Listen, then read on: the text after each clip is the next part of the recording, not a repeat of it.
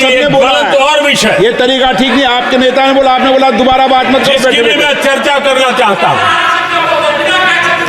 और वो ज्वलंत विषय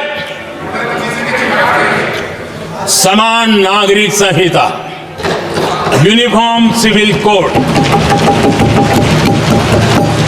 ये विषय भी संविधान सभा के ध्यान बाहर नहीं था।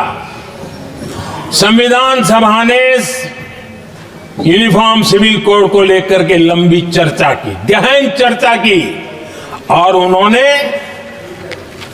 बहस के बाद निर्णय किया कि अच्छा होगा कि जो भी सरकार चुन करके आए वो उसका निर्णय करे और देश में यूनिफॉर्म सिविल कोड लागू करे। ये संविधान सभा का आदेश था। और बाबा साहब आंबेडकर ने कहा था, जो लोग संविधान को समझते नहीं है, देश को समझते नहीं है, सत्ता भूख सेवा कुछ पड़ा नहीं है, उनको पता नहीं है बाबा साहब ने क्या कहा था। बाबा साहब ने कहा था, धार्मिक आधार पर बने। ये मैं बाबा साहब की बात कर रहा हूं, इतना वीडियो कट करके घुमाना मत।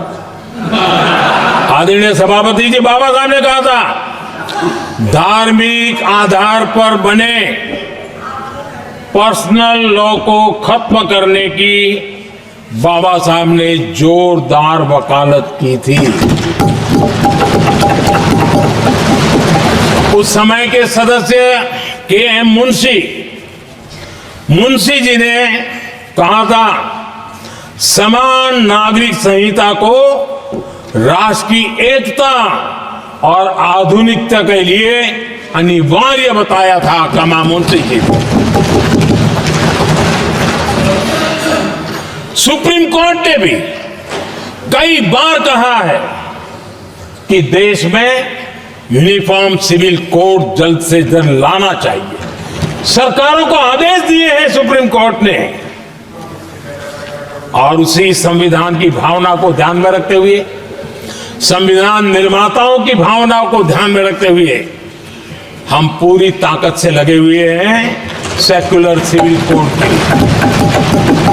और आज